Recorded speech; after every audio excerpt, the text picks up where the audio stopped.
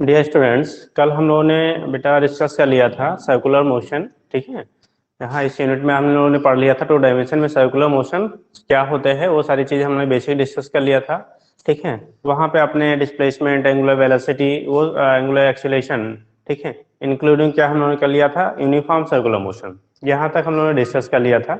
आज बेटा डिस्कस करना था हमें non uniform circular motion.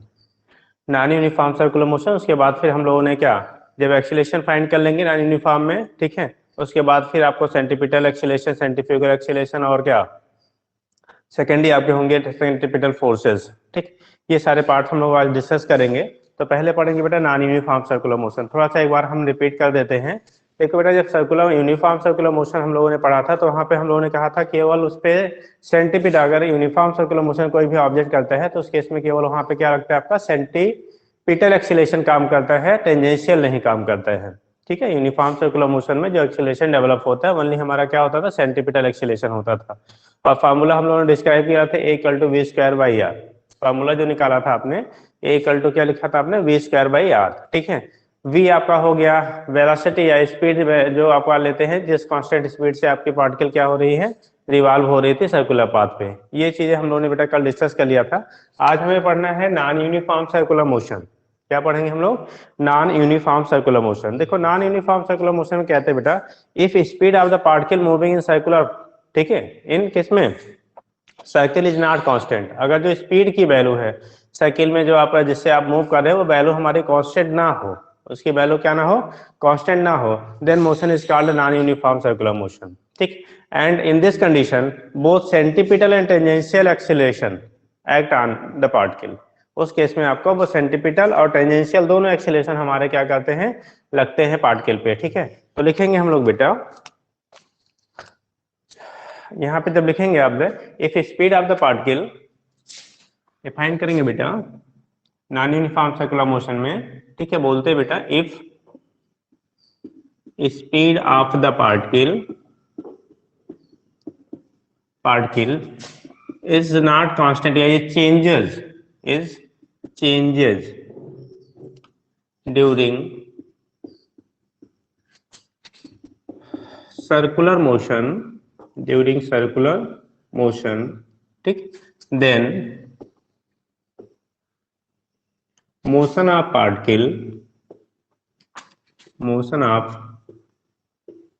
particle is called non uniform circular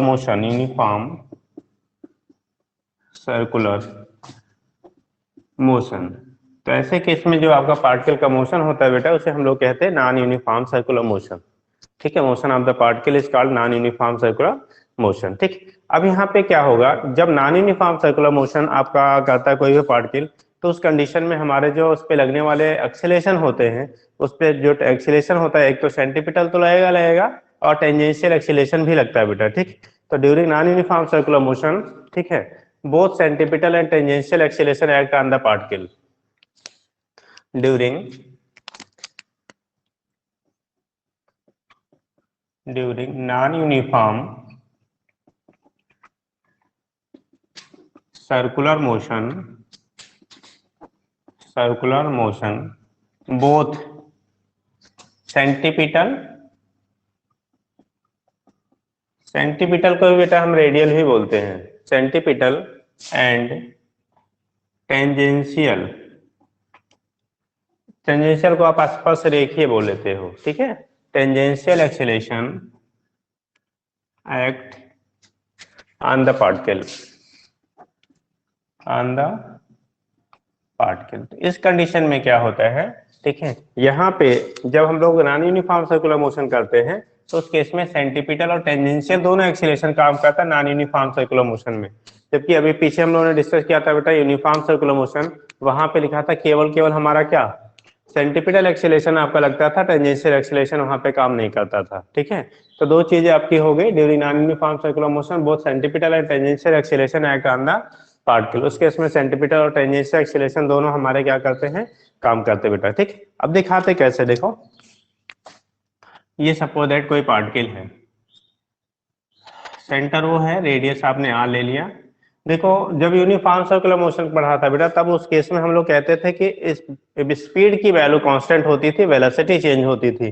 ठीक है, यहाँ पे क्या लिखा है आपने, ठीक, जब स्पीड, इफ स्पीड, स्पीड की वैल्यू हमारी क्या हो रही है, चेंज हो रही है। यहाँ पे स्पीड की वैल्यू चेंज हो रही है, वेलोसिटी तो ऑलरेडी चेंज होगा बेटा। यहाँ इस केस में आपका स्पीड की वैल्यू भी क्या हो रही है, चेंज हो रही है। तो अगर स्पीड की वैल्यू भी हमारी चेंज होती है, क्या होती है, स्पीड की वैल्यू भी अगर आपकी चेंज होती है, तो उस केस में आप कह लेते हैं उसे क्या, नॉन यूनिफॉर्म सर्कुलर मोशन। अब अगर केवल हमारी वेलोसिटी की वैल्यू चेंजेस होती है बेटा, ठीक है, तो उस कंडीशन में हमारा अगर वेलोसिटी चेंज होता है, स्पीड कांस्टेंट है, तो उस केस में क्या कहेंगे हम लोग उसे, यूनिफॉर्म। लेकिन याद रखिए वेलोसिटी दोनों केसेस में चेंज होंगी बेटा, वेलोसिटी की वैल्यू जो होगी वो दोनों केसेस में चेंज होंगी। अब यहाँ पे अगर हम फाइंड करने के लिए बात करते हैं बेटा, इस कंडीशन में फाइंड करने के लिए बात करते हैं, तो हमने कल लिखा था बेटा, जैसे सेंटीपिटल एक्सीलरेशन जो लिया था आपने, उसका डायरेक्शन होता टूवर्ड्स सेंटर। सेंटीपिटल एक्सीलरेशन की डायरेक्शन जो हमेशा होता है टूवर्ड्स बेटा सेंटर होता है, इसको हम लोगों ने AC से दिखा लिया। टेंजेंशियल को हम लोग AT से दिखा ले रहे हैं। किससे दिखा रहे हैं, AT से दिखा रहे हैं। टेंजेंशियल एक्सीलरेशन जो होता है वो हमारा बेटा क्या होता है, हमेशा टेंजेंट पे होते हैं। ठीक है, हमने रिप्रेजेंट कर लिया AT से। ये हो गया हमारा टेंजेंशियल एक्सीलरेशन। देखो दोनों म्यूचुअली परपेंडिकुलर हैं, सेंटीपिटल एक्सीलरेशन और टेंजेंशियल एक्सीलरेशन जो होता है वो म्यूचुअली क्या होता है आपका, परपेंडिकुलर होता है। तो जब रिजल्टेंट निकालेंगे ना, तो रिजल्टेंट वैल्यू जो होगा एक्सीलरेशन के समथिंग दिस आपको मिलेगा। ठीक है, समथिंग क्या, ठीक है, इस डायरेक्शन में मिलेगा। अब ये डिपेंड करेगा आपका AC और AT और AC अगर दोनों बराबर है बेटा, तो इसके 45 का एंगल बनाएगा। अगर AC की वैल्यू ग्रेटर हो गई, तो यहाँ से एंगल जो होगा रेडियल वेक्टर से लेस देन 45 होगा। अगर AT ग्रेटर है तो मोर देन 45 हो जाएगा। तो डिपेंड करेगा यहाँ पे AC और AT में किसकी वैल्यू ज्यादा है, किसकी वैल्यू कम है। किसकी वैल्यू बेटा ज्यादा है, किसकी वैल्यू कम है, वहां से हमारा डिसाइड होता है कि AC की वैल्यू ज्यादा होगी, AT की वैल्यू ज्यादा होगी, क्या होगा, इसके बेस पे आप यहाँ से रिप्रेजेंट कर लेते हैं। ठीक, तो ये कंडीशन आपकी हो गई बेटा किसका, जब हम लोग नॉन यूनिफॉर्म सर्कुलर मोशन की बात कर रहे हैं। किसकी बात कर रहे हैं, नॉन यूनिफॉर्म सर्कुलर मोशन के लिए। अब यहाँ पे क्या होगा, जो सेंटीपिटल यानी कि क्या, या रेडियल एक्सेलेरेशन की जो वैल्यू होगी, जो रेडियल एक्सेलेरेशन या सेंटीपिटल एक्सेलेरेशन की वैल्यू होगी वो वही आएगा आपका v²/r। लेकिन जब बेटा हम लोग बात करते हैं किसका, टेंजेंशियल एक्सेलेरेशन, तो टेंजेंशियल एक्सेलेरेशन जो है वो आपका क्या काम करता है, rate of change of velocity के बेस पर हम डिसाइड करते हैं। किसके बेस पे बेटा, rate of change of velocity, किस वेलोसिटी से आपका उससे क्या हो रहा है, किस रेट से आपकी वेलोसिटी में चेंजेस हो रही हैं। तो सेंटीपिटल एक्सेलेरेशन की जो वैल्यू होगी यहाँ पे, सेंटीपिटल, इसी को हम लोग रेडियल भी कह लेते हैं बेटा, अलॉन्ग रेडियस होता है ना, तो रेडियल एक्सेलेरेशन भी कह लेते हैं, रेडियल एक्सीलेशन। AC की जो वैल्यू होगी आएगा बेटा v²/r। अगर इस किसी स्टैंड पे, जिस स्टैंड पे निकाल रहे हैं, सपोज वेलोसिटी की वैल्यू कितनी है, v है, उस स्टैंड पे आपकी वेलोसिटी की वैल्यू अगर v है, तो वैल्यू हमारा मिला AC = v² क्या होता है, r के बराबर होगा। AC की जो वैल्यू होगी वो v² क्या हो जाएगा आपका, r के बराबर होगा। तो यहाँ से हम लोग दिखा देते हैं सेंटीपिटल एक्सीलरेशन की वैल्यू कितनी होगी। सेकेंड थिंग जब हम लोग बात करते हैं बेटा, ये तो सेंटीपिटल एक्सेलेरेशन की वैल्यू हो गई v² क्या हो गया आपका, r के बराबर हो गया।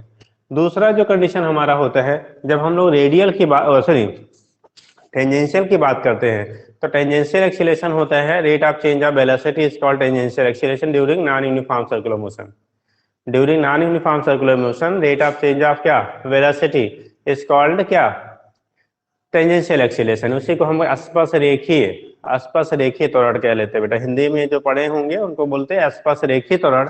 और जो सेंटीपिटल होता है, ठीक है, इसे कह लेते हैं क्या, अभिकेंद्र त्वरण। इसे क्या कहेंगे, अभिकेंद्र त्वरण। ठीक, तो एक हो गया स्पर्श रेखीय, दूसरा हो गया अभिकेंद्र। ठीक, तो इस केस में क्या होगा, जब हम लोग लिखेंगे बेटा क्या, टेंजेंशियल एक्सीलरेशन, तो टेंजेंशियल एक्सीलरेशन के लिए लिखेंगे टेंजेंशियल एक्सीलरेशन। टेंजेंशियल को क्या बोला बेटा, स्पर्श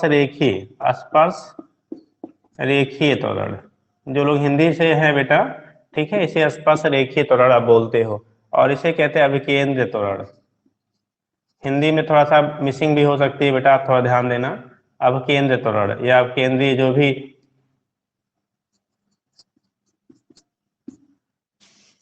ठीक, तो इसकी जो वैल्यू होती है AT से दिखा देते हैं, T फॉर टेंजेंशियल है बेटा। तो AT की जो वैल्यू होती है dB/dt या ΔB/ΔT पढ़ा होगा जो भी है, डिफरेंशियल टर्म में लेते हैं डीबी अपॉन डीटी, क्योंकि ये वेलोसिटी जो हो रही है यानी स्पीड टाइम के साथ चेंज हो रही है, तो वहां पे हम लोग डिफरेंशियल टर्म लेते हैं डीबी अपॉन डीटी का क्या हो गया, बराबर हो गया। अब देखो दोनों, ये क्वेश्चन फर्स्ट हो गया बेटा, ये क्वेश्चन सेकंड हो गया।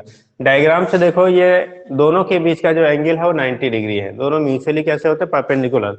तो मैग्नीट्यूड ऑफ नेट, अगर आप मैग्नीट्यूड की बात करेंगे तो मैग्नीट्यूड ऑफ द नेट क्या, एक्सेलेरेशन की जब वैल्यू फाइंड करेंगे तो magnitude of net acceleration,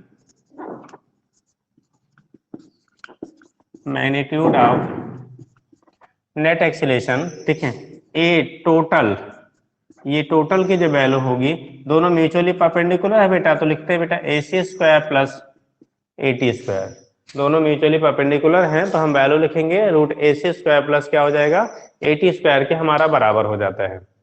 root AC square plus root AT square के क्या हो गया, बराबर हो गया। अब यहाँ से वैल्यू आप डाटा रख दो बेटा, AC की वैल्यू है B स्क्वायर बाई R का होल स्क्वायर प्लस AT की वैल्यू है DB अपॉन DT का whole square, DB upon DT, ये टोटल हो गया या ए रिजल्टेंट आप कह सकते हो।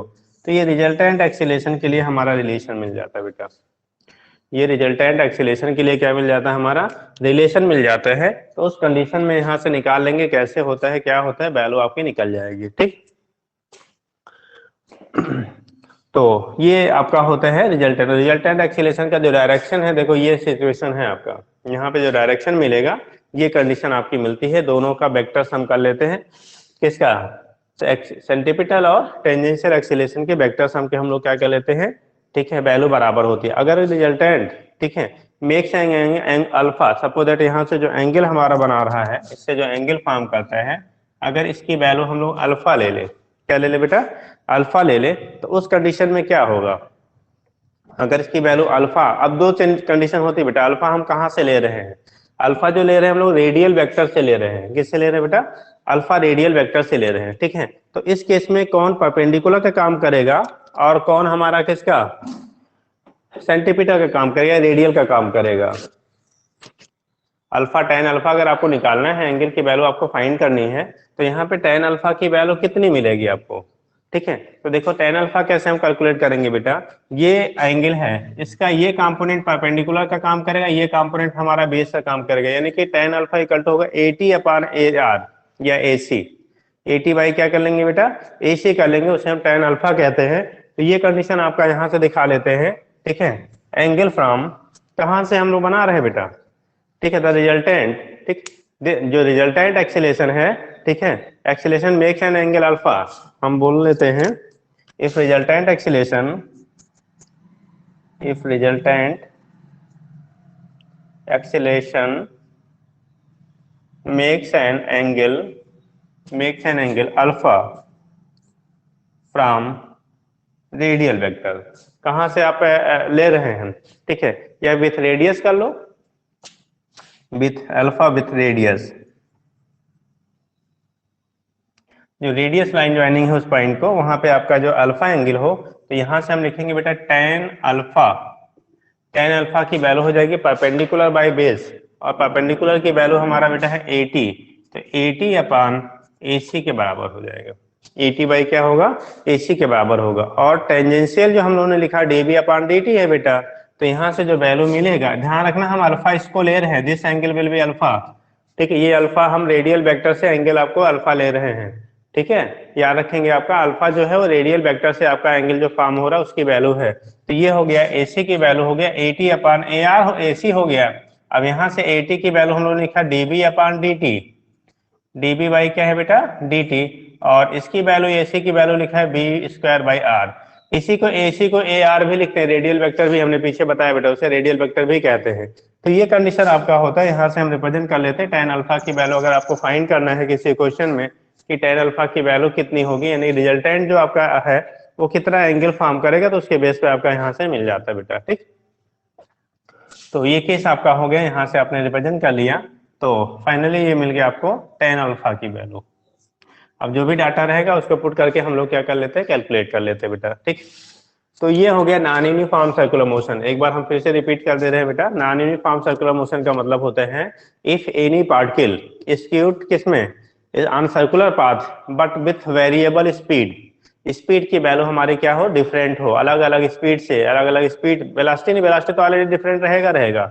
यहाँ स्पीड की वैल्यू भी हमारी क्या होती है, डिफरेंट होती है। तो देखो डिफाइन करते हैं, if speed of the particle is changes during circular motion, ठीक है, then motion of the particle is called, ठीक है, नॉन यूनिफॉर्म सर्कुलर मोशन। ऐसे मोशन को हम कहते हैं non uniform circular motion.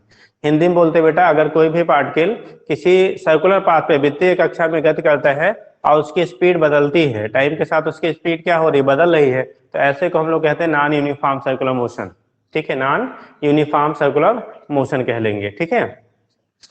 Condition होता है नॉन यूनिफॉर्म सर्कुलर मोशन में, ध्यान रखेंगे आप, during non uniform circular motion both centripetal and tangential acceleration act on the particle, मतलब पार्टिकल पे सेंटीपिटल तो लगता है, एक अनदर टेंजेंशियल एक्सीलरेशन यानी आसपास रेखीय त्वरण भी काम करता है बेटा, ठीक है। और इनकी वैल्यू, सेंटीपिटल का वैल्यू हम लोगों ने कल ही डिस्कस कर लिया था, सेंटीपिटल एक्सीलरेशन की जो वैल्यू होती है AC equal to b² r के बराबर होता है। AC की जो वैल्यू होती है बेटा वो b² क्या होता है, r के बराबर होता है, ठीक है। और जो टेंजेंशियल एक्सीलरेशन होता है AT की वैल्यू dv/dt के बराबर होता है। तो रिजल्टेंट एक्सीलरेशन निकालोगे, देखो सेंटीपिटल सेंटर की तरफ, टेंजेंशियल इसके क्या हो गया, पर टेंजेंट पे है तो दोनों एक दूसरे के म्यूचुअली परपेंडिकुलर है, तो रिजल्टेंट वैल्यू ये मिल रहा है आपका, ठीक है। तो रिजल्टेंट वैल्यू फाइंड करना होगा, क्योंकि दोनों म्यूचुअली परपेंडिकुलर है, तो रिजल्टेंट दोनों के स्क्वायर रूट के क्या हो जाएगा, बस सम के बराबर हो जाएगा, ठीक है। तो यहां से हम दिखा देते हैं बेटा रिजल्टेंट एक्सीलरेशन की वैल्यू क्या होगी अगर नॉन यूनिफॉर्म सर्कुलर मोशन कर रहा है तो, ठीक है। तो कंडीशन आपकी ये होती है, यहां से आपका रिप्रेजेंटेशन हो जाता है, कैसे आप निकालना होगा। तो इस पे अगर हम एक क्वेश्चन कर लेते हैं, छोटा सा बेटा एक क्वेश्चन कर लेते हैं, ठीक है, कि अगर कोई भी नॉन यूनिफॉर्म सर्कुलर मोशन करा तो उसके रिजल्टेंट एक्सीलरेशन की वैल्यू क्या होगी, ठीक, देख लिया, दोबारा हमने रिपीट कर दिया है बेटा। अगर एक क्वेश्चन इस पे डिस्कस कर लेते बेटा, सिंपल सा क्वेश्चन बनेगा, बहुत टेढ़े क्वेश्चन यहाँ पे भी नहीं बनते बेटा।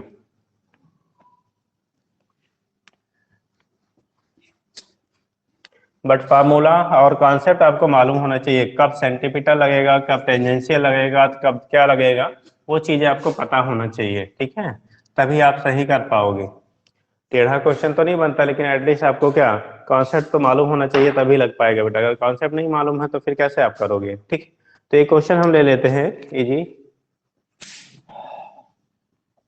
बोला क्या है बेटा, ये पार्टिकल, ठीक, ये particle is moving on a circular path, ये particle is moving on a circular path, ठीक है, having radius 1 metre, having radius क्या है 1 metre. If at any instant its velocity will be 2 metre per second, इसकी velocity जो है 2 metre per second है, and, ठीक है, the rate of change of velocity, उसकी वेलोसिटी हमारी या स्पीड कह लो, ठीक है, rate of change of speed या स्पीड की वैल्यू जो चेंज हो रही है उसी को rate of change of velocity आप कह लो। उसकी जो वैल्यू आपकी दी गई है वो मान लो आपका 4 ले लो, 3 ले लो, something 3 metre per second square है। फाइंड करना रिजल्टेंट एक्सीलरेशन की वैल्यू क्या होगा। तो हम लिख देते क्वेश्चन, ये particle skewed non uniform circular motion, non uniform circular motion, एक पार्टिकल है बेटा वो नॉन यूनिफॉर्म सर्कुलर मोशन कर रहा है, कैसा कर रहा है, नॉन यूनिफॉर्म सर्कुलर मोशन, ठीक है,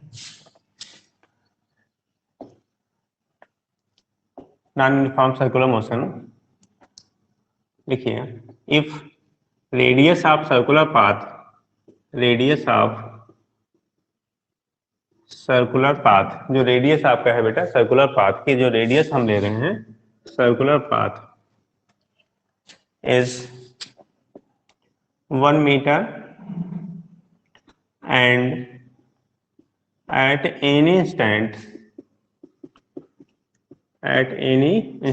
किसी क्षण, किसी टाइम पे, at any instant, ठीक है, radius of circular path is 1 metre and at any instant, ठीक, its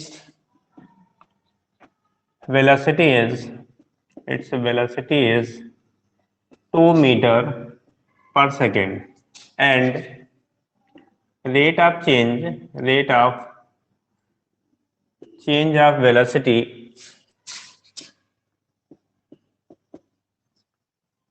is 3 meter per second square. Then find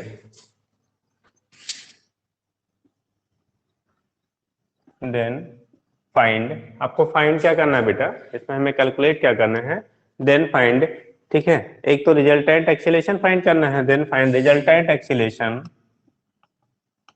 resultant acceleration and angle and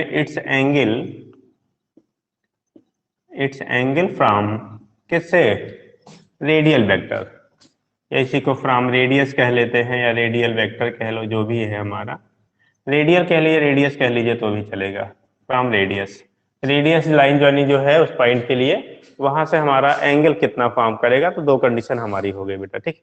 अब सुनो हम करेंगे कैसे। हमको यहाँ पे क्या पूछा गया है, किसी इंस्टेंट पे उसकी वेलोसिटी दे दी गई है, यानी कि मैग्नीट्यूड दे दिया गया है, और दूसरा condition rate of change of velocity दी गई है, ठीक, rate of change of velocity भी दी गई है। तो आपको कैलकुलेट क्या करना था, कैलकुलेट करना था बेटा कि हमारा यहाँ पे रिजल्टेंट एक्सीलरेशन क्या होगा, जो रिजल्टेंट आपका एक्सीलरेशन है उसकी वैल्यू क्या होगी, और दूसरा फैक्टर हमें बेटा कैलकुलेट करना था, ठीक है, कि यहाँ से अगर आपके रिजल्टेंट एक्सीलरेशन की वैल्यू हम यहाँ से फाइंड करते हैं उसकी वैल्यू क्या होगी, और दूसरा यहाँ पे अल्फा एंगल की वैल्यू क्या होगी, जो अभी कॉन्सेप्ट बताया है दोनों चीजें यहाँ पे कैलकुलेट करनी है, ठीक है। तो डायग्राम हमारा यही होगा। अब देखो हम करेंगे कैसे, अगर इंडिविजुअली आप निकाल लेते हो, इंडिविजुअली हम लोग निकालें, ठीक है, तो दो तरीका है, तो डायरेक्ट फार्मूला क्योंकि हमें पूछा गया रिजल्टेंट, तो ए टोटल या ए रिजल्टेंट की जब वैल्यू निकालोगे तो अंडर रूट हम लोग ने पढ़ा बेटा क्या, ए सी स्क्वायर ए टी स्क्वायर, यही होता है ना, रिजल्टेंट एक्सीलरेशन की जो वैल्यू होती है root A C square plus A T square के बराबर होता है। यहाँ से देखेंगे तो कंडीशन क्या होगी, अंडर रूट ए सी की वैल्यू होती है बेटा बी स्क्वायर बाई आर का हो गया बेटा whole square, plus A T की वैल्यू होती है डीबी अपान कितना, डी टी का होल स्क्वायर। ध्यान देंगे वेलोसिटी किसी इंस्टेंट पे आपको 2 मीटर पर सेकेंड दिया गया, तो 2 का स्क्वायर अपान रेडियस 1 दिया गया, इसका होल स्क्वायर हो गया बेटा।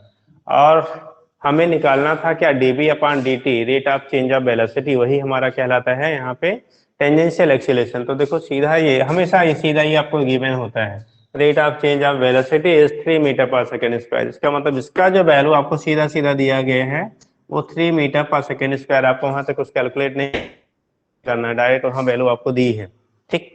और जब भी दिया ही रहता है बेटा, ठीक है, जब भी इस पे क्वेश्चन आपको पुटअप किया जाएगा, नीट आईआईटी जो भी आप देते हो, ठीक, तो उस कंडीशन में वहां पे वो डाटा हमें दिया रहता है। लेकिन को समझना है कि जो यहाँ दिया है rate of change of velocity वही हमारा टेंजेंशियल एक्सीलरेशन है। अब ढूंढना नहीं कि यहाँ पे तो आपको दिया नहीं किस वेलोसिटी कितनी चेंज हो रही है, कितने से कितनी हो रही है, वो rate of change of velocity आपको दी रहेगी, ठीक।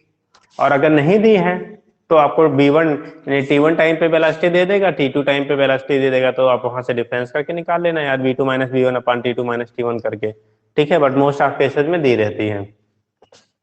तो यहाँ पे होगा बेटा देखो 2 का स्क्वायर 4, 4 का स्क्वायर 16, और 1 का मतलब 1 ही रह गया, तो ये हो गया वैल्यू हमारा 16, और ये हो गया बेटा क्या 9, 16 9 हो गया 25, रूट हो गया 25, दैट इज आपको 5 metre per second square.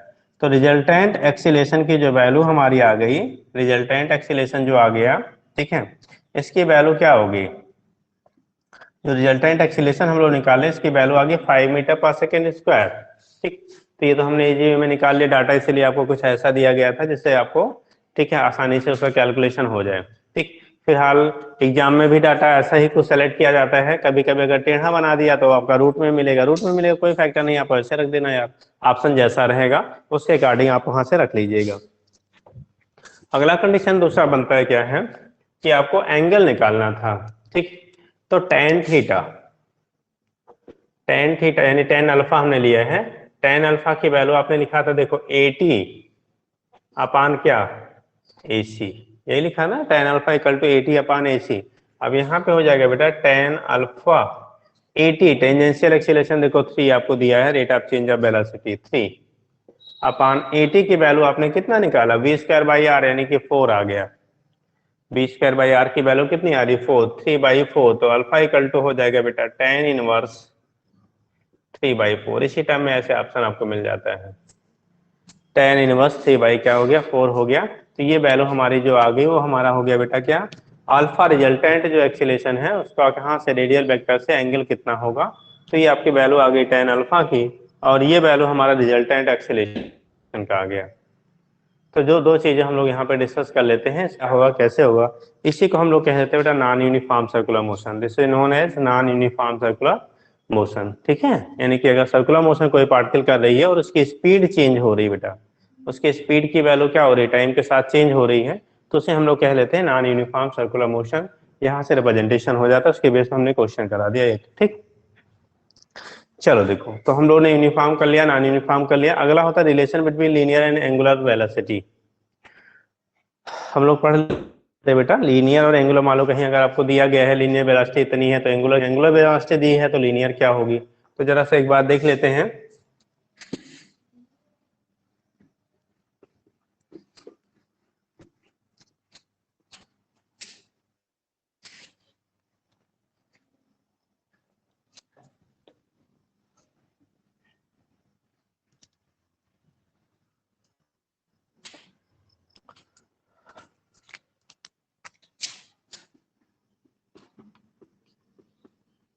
Relation between linear and angular velocity.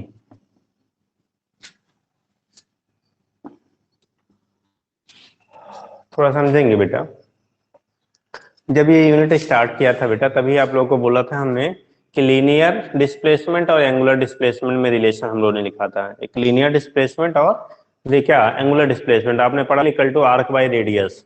Angle equal to क्या होता है, आर्क बाय रेडियस, ठीक है। ये हम लोग पढ़ते हैं। जैसे मान लो कोई आपका सर्किल ले लिया, ये पॉइंट हमने ए ले लिया, दिस पॉइंट इज बी, यहाँ पे ये सेंटर आपका ओ हो गया, ठीक। तो रेडियस की वैल्यू कितना ले रहे हो आप, आर ले रहे हो। रेडियस की जो वैल्यू आपकी है कितनी है, वो आर है। यहाँ से यहाँ तक का डिस्प्लेसमेंट हमारा क्या है, डेल्टा एस है। ये एंगल डेल्टा थीटा हो गया, डेल्टा एस है, डेल्टा थीटा है, ठीक। आ जाए बेटा। तो उस केस में क्या होगा, यहाँ से जो हम लोग रिप्रेजेंट करेंगे, यहाँ से क्या करेंगे आप रिप्रेजेंट करेंगे, कैसे निकालेंगे। तो ये डेल्टा एस हो गया बेटा, आर्क काम करेगा। ये आपके रेडियस हो गए, एंगल की वैल्यू डेल्टा थीटा हो गया। एंगल की वैल्यू कितनी हो गई बेटा, डेल्टा थीटा हो गया। तो कंडीशन क्या होता है, कंडीशन क्या होगा, कैसे आप डिटरमाइन करेंगे, ठीक। तो वहां पे देखो डिटर्मिनेशन की जो कंडीशन हमारी बनती है, किसकी कंडीशन बनती है, डिटर्मिनेशन की। ये डेल्टा एस है, ये आर है। हम लोगों ने लिखा था वहां पे डेल्टा थीटा इक्वल टू, यानी कि एंगुलर डिस्प्लेसमेंट लिख रहे थे जब हम लोग, तो लिखेंगे यहाँ पे एंगुलर डिस्प्लेसमेंट अगर हम लोग फाइंड करते थे, तो ये होता था बेटा क्या, लीनियर डिस्प्लेसमेंट अपान क्या रेडियस। ये होता था लीनियर डिस्प्लेसमेंट अपान क्या होता है, 60 एंगल के लिए होता है लीनियर डिस्प्लेसमेंट अपान बेटा रेडियस के हम लोग बराबर कर लेते हैं, ठीक है। या ऐसे कह सकते हैं angle equal to arc by radius, ऐसे लिख लेते हैं हम लोग, आर करके एंगल इक्वल टू आर किसे कह लेते हैं बेटा, बाय रेडियस कह लेते हैं, ठीक है। तो एंगल हम लोगों ने लिखा डेल्टा थीटा और रेडियस लिखा, आर्क लिखा था डेल्टा एस अपान रेडियस हो गया हमारा आर। ये ऑलरेडी हम लोग रिलेशन पहले पढ़ रखा था, delta theta equal to delta S by क्या हो गया आपका, आर के बराबर हो गया, ठीक। कंडीशन क्या बन रहा है बेटा, हमें निकालना था relation between linear and angular velocity, linear and angular velocity. तो हम करते क्या है, इसी क्वेश्चन को डेल्टा टी से डिवाइड कर दें। अगर डेल्टा टी से डिवाइड कर दिया जाए, dividing question first, dividing equation first with किससे, डेल्टा टी से डिवाइड करोगे तो delta theta upon delta T इधर हो जाएगा, ये डेल्टा है बेटा, इक्वल टू देखो रेडियस हमारी कांस्टेंट है। अगर ये सर्कुलर पाथ में मूव कर रहा है तो रेडियस की वैल्यू क्या रहेगी आपकी, कांस्टेंट रहेगा। तो रेडियस की वैल्यू हमारी क्या हो गई, कांस्टेंट हो गया। तो यहाँ से जब रेडियस की वैल्यू कांस्टेंट होगा तो उस केस में क्या लिखेंगे आप, ठीक है, हमारा कांस्टेंट फैक्टर हो गया तो डेल्टा एस अपान डेल्टा टी। अगर आप इंस्टेंटेनियस वैल्यू फाइंड करेंगे, ठीक है, तो उस केस में अगर इसका लिमिट ले लो, क्या ले लिया बेटा, limit delta T tends to कितना, टेंड्स टू 0, ये हो गया delta theta upon delta T equal to हो जाएगा बेटा 1 अपान आर इंटू लिमिट हो गया delta T tends to 0 delta S upon बेटा डेल्टा टी। ये लिमिट का मतलब होता है जब टाइम इंटरवल वेरी स्मॉल हो, तो उस केस में आपको जो वेलोसिटी मिलती है वो इंस्टेंटेनियस मिलता है, पढ़ा होगा, ठीक है। तो इस केस में D theta delta theta upon delta T, जब लिमिट ले लेंगे तो इसी के लिए बेटा डी थीटा अपान कितना, D T equal to 1/r into D S upon D T. अगर डायरेक्ट यहीं से आप रख दो तो वेलोसिटी जो मिलेगा हमारा वो एवरेज मिलेगा बेटा, क्या मिलेगा वहां पे, एवरेज वैल्यू मिलती है, ठीक है। तो इंस्टेंटेनियस वैल्यू फाइंड करने के लिए हम लोग उसको डिफरेंशिएट करते हैं, यानी कि टाइम लिमिट ले लेते हैं, तो उसके बेस पे निकाल लेते हैं।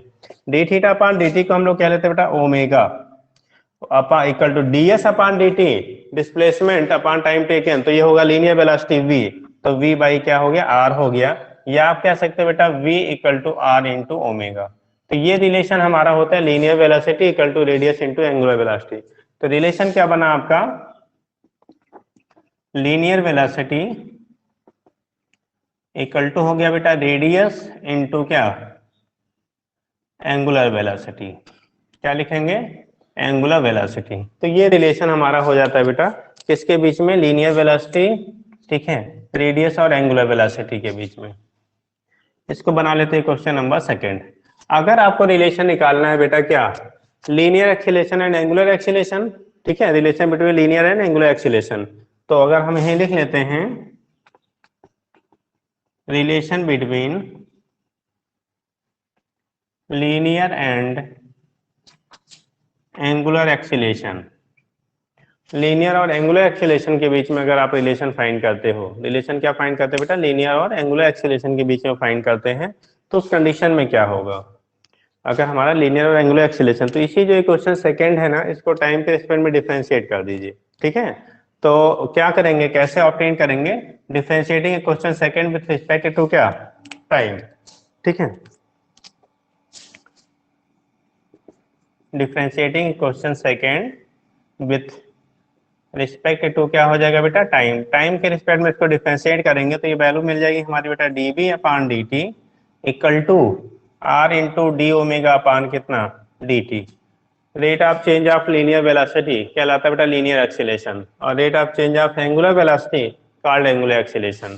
तो यहाँ से लिख लेते हैं, इसे लिखते बेटा क्या, ए इक्वल टू आर इंटू बेटा अल्फा हो जाएगा, ए इक्वल टू क्या मिल जाएगा हमें, आर इंटू अल्फा मिल जाता है, ठीक है। यानी linear acceleration equal to radius into angular acceleration, जैसे यहाँ linear velocity equal to radius into angular velocity, same उसी पैटर्न पे होता है बेटा linear acceleration equal to radius into angular acceleration, ठीक है। तो ये वैल्यू हमारा जो हो जाएगा दैट इज हम लिख लेंगे linear acceleration equal to radius into angular acceleration. तो ये रिलेशन हमारा हो गया बेटा, ठीक है, इनके एक्सीलरेशन के बीच में। तो आपने दो चीजें देख लिया बेटा, एक तो relation between linear and angular velocity, relation between linear and angular acceleration, ठीक है, क्या होता है कैसे होता है ये चीजें आपके यहाँ से रिप्रेजेंट कर लेते हैं, ठीक। तो इनके बेस पे भी हमारे रिलेशन बेस पे ही क्वेश्चन कभी कभी आपको पुटअप किए जाते हैं, इनके रिलेशन के बेस पे भी हमारे क्वेश्चन जो होते हैं वो आपको पुटअप किए जाते हैं, क्या होंगे कैसे होंगे इसके बेस पे आप दिखा देते बेटा, ठीक है। तो एक बार देख लीजिए फिर हम आगे बताएं।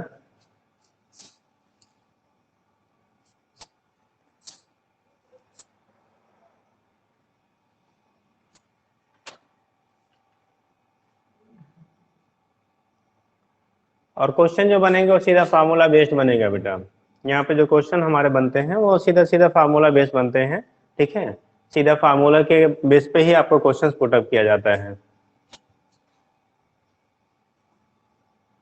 हो गया बेटा, समझ गया। चलिए एक क्वेश्चन भी हम छोटा सा कर लेते हैं, इसके बेस पे क्वेश्चन कर लेते हैं। देखो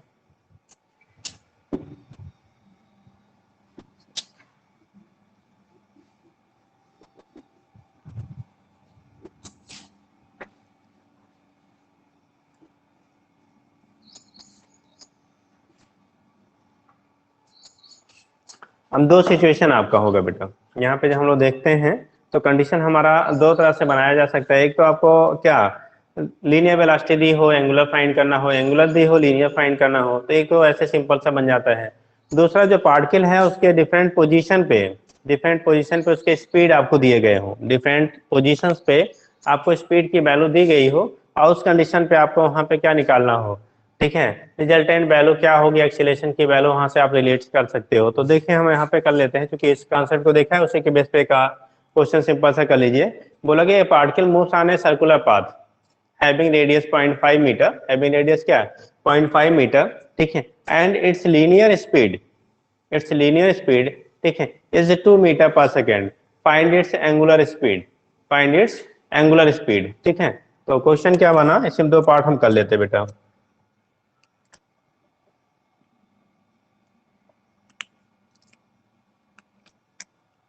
ये particle is moving on, a particle is moving on a circular path, किस पे, circular path, moving on a circular path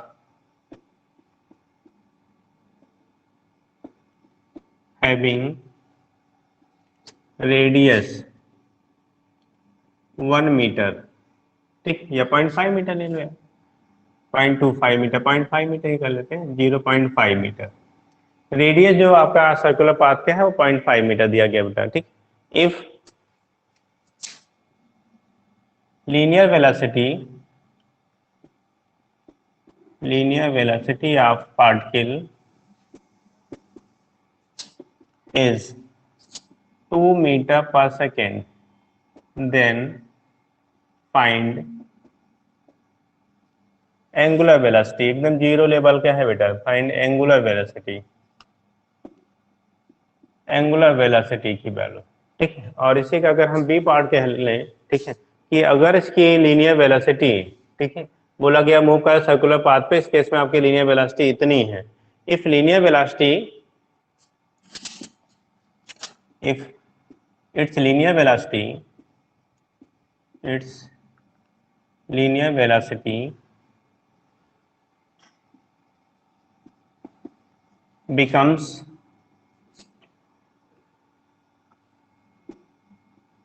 if its linear velocity becomes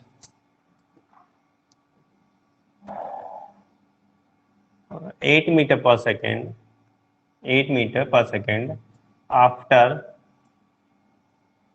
4 seconds, after 4 seconds, then calculate, ठीक है, tangential acceleration act on the particle, on the particle. तो particle पे tangential acceleration कितना act हो रहा होगा बेटा। तो दो क्वेश्चन हमारे बन गए, एक तो हमें एंगुलर वेलोसिटी निकालनी थी, दूसरी टेंजेंशियल एक्सीलरेशन की वैल्यू फाइंड करनी थी अगर उसकी वेलोसिटी 4 सेकंड में 8 मीटर पर सेकंड हो गई, ठीक है, 8 मीटर पर सेकंड हो गई, तो उसकी हमारी क्या होगी, जो टेंजेंशियल एक्सीलरेशन की वैल्यू होगी वो कितनी होगी। ये दो चीजें हमें डिस्कस करना था बेटा, ठीक। तो देखो कैसे करेंगे, जब इसका हम लोग लिखेंगे, सॉल्यूशन की बात करते बेटा, तो हम लोगों ने पहले तो हमें निकालना है क्या, लीनियर वेलोसिटी दी गई थी, एंगुलर वेलोसिटी निकालना है। हम लोगों ने अभी पढ़ा क्या, v equal to are into omega, पढ़ा ना, v इक्वल टू क्या लिखा बेटा, आर ओमेगा, या ओमेगा इक्वल टू हो गया v बाई क्या, आर लिखा था ना। v की वैल्यू आपको दी गई 2 मीटर पर सेकंड, एक लाइन का क्वेश्चन है यार। r की वैल्यू हो गई पॉइंट कितना 5, 5 4 जा 20 होते हैं, दैट इज 4 रेडियन पर सेकेंड।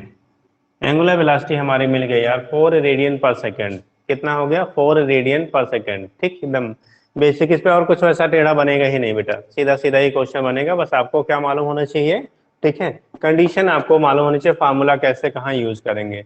दूसरा बोला गया था कि उसकी जो वेलोसिटी है, if its linear velocity becomes 8 metre per second after 4 second, then calculate the tangential, यानी कि उसकी 4 सेकेंड में जो वेलोसिटी है कितना हो गया, पहले 2 था जब ऑब्जर्व किया था, अभी 8 हो गया।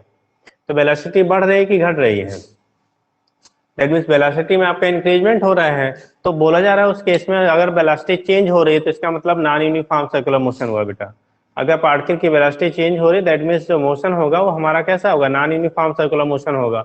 और जब नॉन यूनिफॉर्म सर्कुलर मोशन होगा तो वहां पे एक्सीलरेशन की जो वैल्यू होगी, ठीक है, वहां पे सेंटीपिटल एक्सीलरेशन भी काम करेगा और टेंजेंशियल भी काम करेगा। फिलहाल हमें जो पूछा गया है बेटा वो टेंजेंशियल एक्सीलरेशन की वैल्यू निकालनी है, ठीक है। तो टेंजेंशियल एक्सीलरेशन,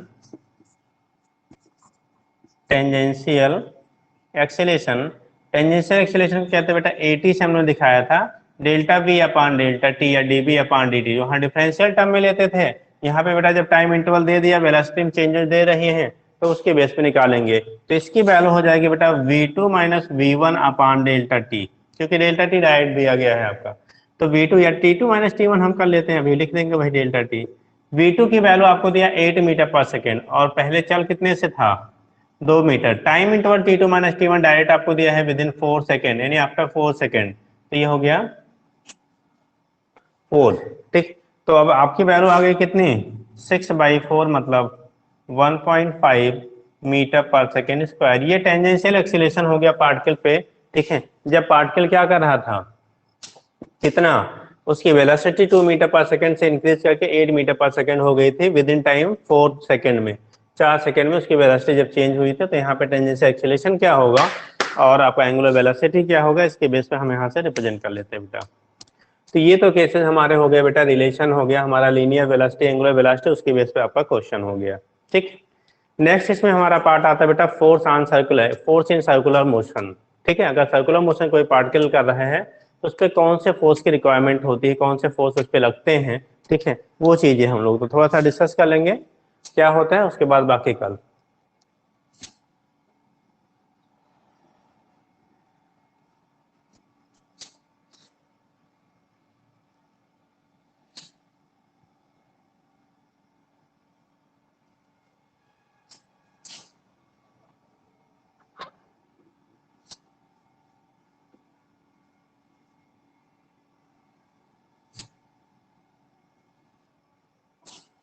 चलो नेक्स्ट पार्ट आता है forces in circular motion, forces in circular motion, forces in circular motion, ठीक। देखो कोई भी पार्टिकल अगर सर्कुलर पाथ में मूव करता है बेटा, अगर कोई भी पार्टिकल है वो आपका सर्कुलर पाथ में मूव करेगा, तो उस कंडीशन में वहां पे जो फोर्स लगते हैं, फोर्स लगते हैं, एक तो कंडीशन हम लोग पढ़ते हैं बेटा सेंटीपिटल फोर्स, हमने पढ़ा था सेंटीपिटल एक्सीलरेशन। तो वैसे ही फोर्स भी हमारा लगेगा बेटा सेंटीपिटल फोर्स, यानी किसी भी पार्टिकल, कोई भी पार्टिकल है, कोई भी बॉडी है, अगर सर्कुलर पाथ पे बेटा वो मूव करता है तो उस पर एक फोर्स डेवलप होता है जिसे हम लोग कह लेते हैं centripetal force. The force is known as centripetal force. तो उस केस में जो फोर्स हमारा डेवलप होगा उसे हम नाम देते हैं बेटा सेंटीपिटल फोर्स कहते हैं, ठीक है। और अगर वो वेरिएबल यानी नॉन यूनिफॉर्म सर्कुलर मोशन कर रहा है, नॉन यूनिफॉर्म सर्कुलर मोशन कर रहा है, तो उस पर एक एनद और क्या कंडीशन होगी टेंजेंशियल, जैसे आपका वहां पे एक्सेलरेशन कर रहे थे, तो यहाँ पे दो फोर्स फिलहाल हम लोग पढ़ते हैं, एक सेंटीपिटल एक सेंटीफ्यूगल। जो सेंटीपिटल फोर्स होता है वो टूवर्ड्स हमारा सेंटर होता है, ठीक है, टूवर्ड्स की तरह ऐड करेगा, सेंटर की तरफ ऐड करेगा। सेंट्रीफ्यूगल फोर्स जो होता है उसे हम लोग सूडो फोर्स भी कहते हैं, क्या कहते हैं उसे, सूडो फोर्स कहते हैं। और जो सूडो फोर्स होते हैं वो opposite to the centripetal force होता है, ठीक है। ये मोस्टली अगर आपका सर्कुलर पाथ पे बॉडी मोशन करे तो दोनों की वैल्यू मैग्नीट्यूड में इक्वल मानी जाती है, मैग्नीट्यूड में दोनों की वैल्यू हम लोग क्या लेते हैं, सेम सेम लेते हैं, तभी आपका क्या सर्कुलर पाथ पे पार्टिकल मूव कर पाती है। यही सिचुएशन अभी हम लोग जो एप्लीकेशन पढ़ेंगे इसका, ठीक है, किसी रोड पे आप किसी टर्न पे आप मुड़ते हो या किसी ऑब्जेक्ट को आप किसी बॉके से स्टिंग से बांध के क्या करते हैं ना, चाहते हैं रोटेट करते हैं, ठीक है, तो उस कंडीशन में कहाँ से फोर्स, उसको सेंटीपिटल फोर्स कहाँ मिलेगा, तो सेंटीपिटल फोर्स का आगे बड़ा रोल है बेटा, सेंटीपिटल फोर्स का आपको आगे बहुत रोल है, आप यहाँ भी पढ़ते हो, ठीक है, इस पोर्शन में भी आपका होता है। बाकी आप जहाँ भी फोर्सेस का, जहाँ सर्कुलर पाथ में मोशन होगा, वो चाहे इलेक्ट्रॉन न्यूक्लियस के चारों तरफ क्या करता है, रिवॉल्व करता है, चाहे हम लोग किसी चार्ज पार्टिकल के रिवोल्यूशन की बात करते हैं, या जो भी कंडीशन जहाँ पे भी हम स्टडी करेंगे, ठीक है, अगर वो सर्कुलर पाथ पे कोई भी पार्टिकल मूव कर रही है तो वहाँ पे हमेशा सेंटीपिटल फोर्स का रिक्वायरमेंट होता है। और वो जो सेंटीपिटल फोर्स होता है बेटा डिफरेंट केसेस में, ठीक है, उसको जो प्रोवाइडिंग फैक्टर होते हैं वो डिफरेंट डिफरेंट होते हैं, मतलब अलग अलग, ठीक है, फैक्टर्स जो होते हैं सेंटीपिटल फोर्स आपका क्या सर्कुलर पाथ में मूव करने के लिए प्रोवाइड करते हैं। तो आगे जो हम लोग स्टडी करेंगे फिलहाल यहाँ पे तो डिस्कस किया जाएगा। अभी देख लेते हैं बेटा सेंटीपिटल फोर्स। तो याद रखेंगे हम लोग, अगर कोई भी पार्टिकल सर्कुलर पाथ में मूव कर रही है तो बेसिकली हम लोग यहाँ पे दो टाइप के फोर्स की स्टडी करते हैं, एक सेंटीपिटल फोर्स, दूसरा सेंट्रीफ्यूगल फोर्स। एक हम लोग कहेंगे बेटा सेंटीपिटल फोर्स, दूसरा कहेंगे सेंट्रीफ्यूगल फोर्स। जो सेंट्रीफ्यूगल फोर्स होता है उसे तो आल्सो नोन है सूडो फोर्स, ठीक। वो लगता तो है लेकिन हमें क्या एक्चुअल में अपीयरेंस कैसे होगा वो नहीं पता चला, बट लगता है, ठीक है। तो ये कंडीशन आपका होता है। तो पहले हम लोग पढ़ेंगे यहाँ पे टू टाइप्स के फोर्सेस होंगे, फोर्सेस इन सर्कुलर मोशन, ठीक है। तो यहाँ पे टू टाइप्स के होते हैं। कितने टाइप के बेटा? टू टाइप्स, ठीक है। यहाँ पे जो फोर्स हम लोग स्टडी करेंगे यहाँ पे दो टाइप का करेंगे बेटा, एक सेंटीपिटल, दूसरा सेंटीफ्यूगल। तो एक हम लोग लिखते हैं सेंटीपिटल, सेंटीपिटल फोर्स। आप बोर्ड में भी खूब अच्छे से पढ़ते हो, पूछा भी जाता है बेटा, बोर्ड में भी पूछा जाता है, कंपटीशन में तो पूछे ही जाते हैं, बोर्ड में भी पूछे जाते हैं। तो एक होता है सेंटीपिटल फोर्स, दूसरा होता है बेटा सेंटीफ्यूगल फोर्स, सेंटीफ्यूगल फोर्स, ठीक है। तो दो फोर्सेज हम लोग यहाँ पे पढ़ेंगे, सेंटीपिटल एंड सेंटीफ्यूगल फोर्स। तो एक आज हम डिस्कस कर लेते हैं बेटा सेंटीपिटल फोर्स का, सेंटीफ्यूगल का कल डिस्कस करेंगे। तो देखिए क्या होगा।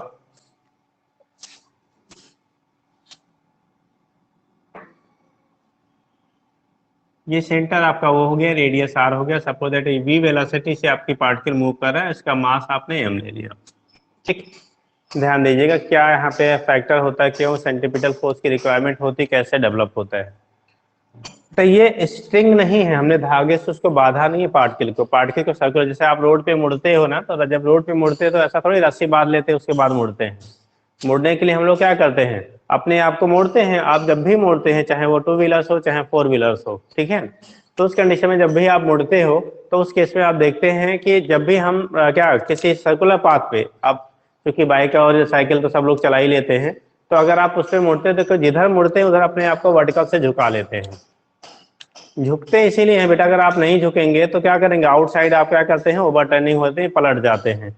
उस गिरने से पलटने से बचने के लिए हम लोग वर्टिकल से क्या करते हैं, अंदर की तरफ झुक जाते हैं कि बाहर झुकते हैं, ठीक है। बाहर झुकेंगे तो नहीं गिरना होगा, तो भी हाथ पैर टूट जाएंगे। तो कंडीशन क्या होता है, हम इनवर्ड डायरेक्शन में क्या करते हैं, अपने आप को वर्टिकल से क्या करते हैं, झुक जाते हैं, टिल्ड कर लेते हैं। वो जो हम झुकते हैं बेटा, यानी टिल्डिंग जो होती है वो इसलिए कराई जाती है, इसलिए होती है, ठीक है, जिससे आपको जो रिक्वायर्ड सेंटीपिटल फोर्स है मुड़ने के लिए उस रास्ते पे, उस पाथ पे, वो आपको मिल जाए। वेट का जो हॉरिजॉन्टल कंपोनेंट होता है उस समय वही रिक्वायर्ड सेंटीपिटल फोर्स प्रोवाइड करता है, ठीक है। अगर नहीं झुकेंगे तो उस केस में आपको सेंटीपिटल फोर्स जो रिक्वायर्ड है वो मिलेगा नहीं, और आप क्या बाहर की तरफ गिर जाते हैं, आउटसाइड क्या टर्निंग, जहाँ टर्न कर रहे हैं उसके अपोजिट डायरेक्शन में आप गिरते हो, ठीक है। तो वो चीजें आपकी होती हैं, यानी कि जब भी सर्कुलर पाथ पे आपको मूव करना है, कहीं न कहीं से आपको सेंटीपिटल फोर्स प्रोवाइड करना पड़ेगा। चाहे पत्थर को धागे में बांध के नचाइए, तो धागे में बांध के नचाते बेटा तो आपने देखा होगा, ठीक है, उस कंडीशन पे उस पे जो धागा यानी स्ट्रिंग है उस पर टेंशन डेवलप होता है, तनाव। और जितना ज्यादा स्पीड आप बढ़ाते जाओगे उतना ही उसमें टेंशन की वैल्यू हमारी क्या होती है, बढ़ती जाती है, ठीक है। ऐसे ही आप जितना ज्यादा स्पीड से किसी उसी सेम टर्निंग पे, सेम जो आपका मोड़ है उसी पे अगर अलग अलग स्पीड से आप चलिए, आप देखेंगे जितना स्पीड ज्यादा आपकी होगी उतना आपको वर्टिकल से ज्यादा झुकना पड़ता है, जितनी स्पीड कम होगी उतना वर्टिकल से कम झुकना पड़ता है, ठीक है। तो उस केस में वर्टिकल से झुकने की कंडीशन यही होती है। इसीलिए आपका जहाँ पे हाईवे वगैरह रोड होता है, रोड पे आप देखते होंगे जहाँ टर्निंग होता है एक साइड थोड़ा रोड ऊंचा बनाया जाता है, दूसरा साइड थोड़ा नीचा बनाया जाता है, ठीक है। अगर यहाँ से बिलोंग करते हैं तो आपका कौन सा है बेटा, अमहट, ठीक है।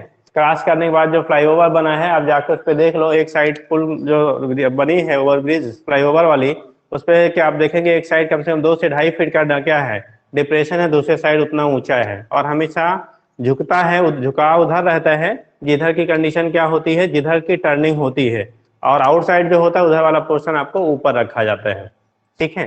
क्योंकि जब आप फोर व्हीलर से जाएंगे, ठीक है, जैसे टू व्हीलर से तो अपने आप को तो झुका लेते हैं बेटा, लेकिन जब फोर व्हीलर से आप मूव करते हो या मोर देन फोर व्हीलर हो, अगर कोई व्हीकल में है तो उस कंडीशन में वहां पे ऐसा कॉन्सेप्ट नहीं होता कि आप क्या एक साइड वाले पहिए उठा के चलेंगे। तो उस कंडीशन में क्या होता है, रोड को ही, जहाँ पे टर्निंग होती है रोड को ही एक साइड इंक्लाइन कर दिया जाता है। अभी ये सारे कॉन्सेप्ट हम लोग आगे डिस्कस करेंगे, ठीक है। तो फिलहाल कहने का मीनिंग ये है कि जब भी सर्कुलर पाथ पे कोई भी पार्टिकल मूव करेगी तो हमेशा उसको एक सेंटीपिटल फोर्स की रिक्वायरमेंट होती है। ऑलवेज उसे क्या मिलता है बेटा, सेंटीपिटल फोर्स की हमें रिक्वायरमेंट होती है।